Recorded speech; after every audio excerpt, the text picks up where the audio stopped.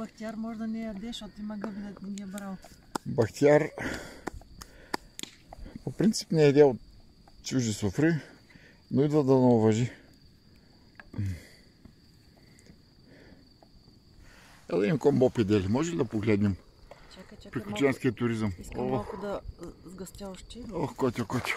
Как бедстваме, да видят как бедстваме. Ами да гледат. Те си мислят, че ние бедстваме. Да гледат да се научат нещо. На бедствия, да преодоляват Значи, бедствия. тук имаме кулинарен специалитет. Трябваше да снимеш, когато гъбите събират. И само мръх се да снимам. Искам малко да си поживея. Правилно. Защото можеш да мисля, че тия гъби са от магазин. Значи я разкажа една случка. Чакай да... Ходих много пъти. Мерси за водата. О, как хубаво алто и браво, признахте.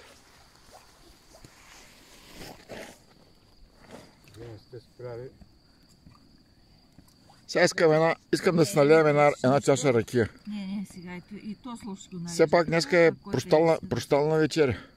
Да го слага. Аз от 2 дена съм само на чорби. Каркорят ми червата. Искам нещо плътно да изям. А Весела по принцип много обича такива условия за работа. Да. Природни, свободни и да добавя нещо от себе си.